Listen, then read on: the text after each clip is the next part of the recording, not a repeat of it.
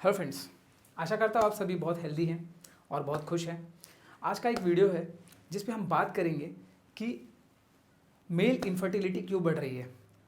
आज पूरे वर्ल्ड में 20 से 30% मेल इनफर्टाइल होते जा रहे हैं। इसमें कुछ ऐसे प्रमुख कारण हैं जिसको अगर आप इंक्लूड आपके लाइफ में कर रहे हो तो शायद आप इसका शिकार हो सकते हैं। इसलिए इस चीज़ों को डिस्कस करेंगे और हो सके उतना आप इन सारी चीज़ों से दूर रहें ताकि आप इस बीमारी का शिकार ना हो सके। तो शुरू करते हैं। सबसे पहले जो है आज का जो रेशियो है 30%, ये वर्ल्ड वाइड रेशियो है। ठीक है, सबसे पहला कॉज जो है वो है तनाव, यानी कि अधिक चिंता। अधिक चिंता से क्या हो जाए, आपके बॉडी में हार्मोन इम्बैलेंस हो जाएंगे। ठीक है, आप बहुत स्ट्रेस में रहेंगे तो आपके हार्मोन्स इम्बैलेंस हो जाएंगे। जो टेस्टोस्टेरोन होता है ये मेन हार्मोन होता है स्पर्म के प्रोडक्शन में।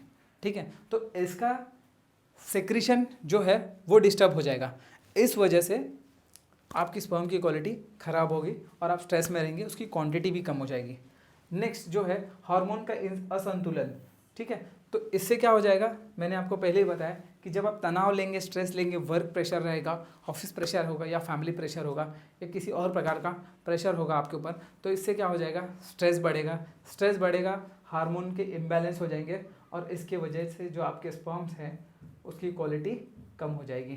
इसलिए आपको याद रखना है कि आप स्ट्रेस थोड़ा सा अवॉइड करें या उसको मैनेज करें। अवॉइड नहीं कर सकते, स्ट्रेस को मैनेज करना पड़ता है। दूसरा फिजिकल फैक्टर, यानी कि जैसे कि बहुत सारे लोग कोई प्रकार का क्रिकेट खेलते हैं या कोई गेम्स खेलते हैं या किसी प्रकार का उनका फिजिकल का वर्क है, उस वजह से अगर किसी को टेस्टिस यानी अंडकोश में चोट लग जाती है या किसी प्रकार का और विकार हो जाता है, उस वजह से अगर अंडकोश में या टेस्टिस में किसी प्रकार का फिजिकल डैमेज होता है, इसमें आपके स्पर्म के प्रोडक्शन गिर जाते हैं। इसलिए आपको हमेशा देखना है कि वहाँ का टेम्परेचर मेंटेन है और किसी प्रकार का अपघात ना हो।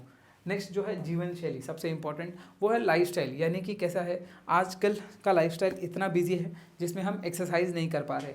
एक्सरसाइज करने से आपके माइंड और आपकी बॉडी दोनों ही रिलैक्स होती है, और जब ये माइंड और बॉडी का कॉम्बिनेशन अच्छा होगा तो ही आपके स्पर्म का प्रोडक्शन अच्छा होगा। इसलिए हमेशा आपको व्यायाम करना है, समय पर नींद लेना है, जिसकी वजह से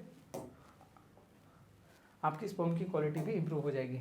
नेक्स्ट है पुअर हैबिट्स, ऐसे कुछ आदतें, यानी कि जैसे कि आप हमेशा याद रखना है आपको कोई भी खराब प्रकार का आहार नहीं करना है, जैसे पिज़्ज़ा, बर्गर, फ्राइज़, नॉनवेज जो बाहर से खाते हैं ये सबको नहीं खाना है, बिकॉज ये डीप फ्रीज हुए होते हैं, 2-2, 3-3, 4-4 महीने ओल्ड फूड प्रोडक्ट्स होते हैं जो कि कोल्ड स्टोरेज में स्टोर किया जाता है और उसके बाद आपको दिया जाता है। इसलिए आपको मोस्टली ये सारी चीज़ों को अवॉइड करना है और हेल्दी खाना खाना है और एक्सरसाइज रेगुलरली करना है, जिससे कि ब्लड का जो सर्कुलेशन है आपके बॉडी में अच्छा रहेगा, आपका हार्ट मजबूत होगा, और जब आपका हार्ट हेल्दी होगा, सर्कुलेशन अच्छा होगा, वेन्स आपके आर्टरीज अच्छे होंगे, हेल्दी होंगे, तो आपका जो स्पर्म का प्रोडक्शन है वो भी बढ़िया होगा।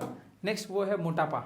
हमेशा आप याद रखिए कि मोटापा आपके बॉडी में बीमारियों की जड़ है, यानी कि thyroid, BP, sugar, kidney, paralysis, ये सारी चीज़ों का एक कारण है वो है मोटापा। इसलिए मोटापा से आपको बिल्कुल ही दूर रहना है और आपके बॉडी का वेट को बैलेंस रखना है, क्योंकि ये आपके स्पर्म के प्रोडक्शन को भी रेगुलेट करता है।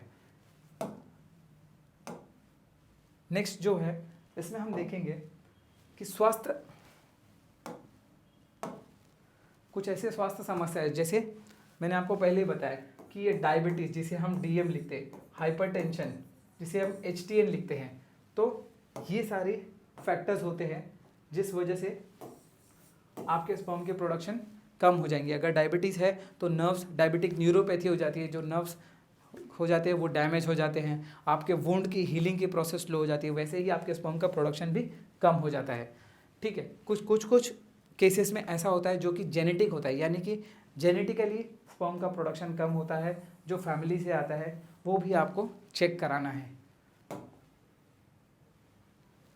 नेक्स्ट जो आदत है वो है एनवायरमेंटल फैक्टर्स में कैसा आता है कि कुछ लोग हमेशा फैक्ट्रीज में काम करते हैं जिससे एमिशंस आता है। जैसे सीमेंट के फैक्ट्री में काम कर रहे हैं तो हमेशा अंदर सीमेंट ले रहे हैं जो कि चेस्ट में जाके फाइब्रोसिस कर देता है। वैसे ही अगर आप ऐसे किसी कंपनीज में काम कर रहे हैं जहाँ पे बहुत सारी गैसेस रिलीज़ हो रही हैं जो कि आपके हेल्थ के लिए अच्छी नहीं है, या आप एक्सरे में काम कर रहे हैं, कैथ लैब में काम कर रहे हैं, तो यहाँ पे जो रेडिएशन होता है सीटी एमआरआई में, अगर आप ठीक से यहाँ पे प्रिकॉशन नहीं लेते तो भी आपके शुक्राणु की उत्पादन कम हो जाएंगे, बिकॉज आपके टेस्टिस का एक्सपोजर होगा उसमें। नेक्स्ट जो चीज़ है ड्रग्स और अल्कोहल, ये बहुत इंपॉर्टेंट फैक्टर है। अगर आप किसी प्रकार के ड्रग्स का सेवन कर रहे हैं या फिर हमेशा अल्कोहल मदिरापान कर रहे हैं, इससे भी आपके स्पर्म के प्रोडक्शन को कमी आ जाएगी और आपके स्पर्म बहुत अनहेल्दी होंगे। इसलिए आपको ये छोड़ना होगा ड्रग्स और अल्कोहल को। स्मोकिंग, ये भी इसी चीज़ में इंक्लूडेड है। नेक्स्ट जो चीज़ है वो है स्मोकिंग। तो स्मोकिंग अगर बहुत ज़्यादा करते हैं तो इससे क्या होता है, टेस्टिस में जो ब्लड सप्लाई होती है वो बहुत ही पतली वेन्स होती है उसमें, तो उसकी जो सप्लाई है बहुत माइन्यूट होते हैं। इसलिए अगर आप बहुत स्मोकिंग करते हैं तो इसमें आर्थरोस्क्लेरोसिस होता है, ठीक है, जिसमें आपकी जो आर्टरीज है और वेन है ये कड़क हो जाती है, ठीक है, उसमें टेंसाइल जो इलास्टिसिटी होती है वो कम हो जाती है। इस वजह से आपका स्पर्म का प्रोडक्शन कम हो जाएगा। नेक्स्ट है इन्फेक्शन, यानी कि किसी प्रकार का इन्फेक्शन है। अगर हाइजीन नहीं मेंटेन रख रहे हैं और ऐसी जगह पे काम कर रहे हैं जहाँ पे आपके जो जेनाइटल्स है वो ठीक से क्लियर नहीं, साफ़ नहीं है, तो भी आपके स्पर्म के प्रोडक्शन पे इसका इफेक्ट आएगा ज़रूर। आज हमने आपको टोटल 12 कॉज बताए हैं, 12 ऐसे फैक्टर्स। अगर आपके लाइफस्टाइल में इंक्लूडेड हैं तो आप इसको थोड़ा सा रेगुलेट कीजिए, मैनेज कीजिए, ताकि आप हेल्दी रहें, आपकी फैमिली ग्रोथ करे और आप भी हेल्दी रहें। मैं आशा करता हूँ आपको वीडियो अच्छा लगा होगा।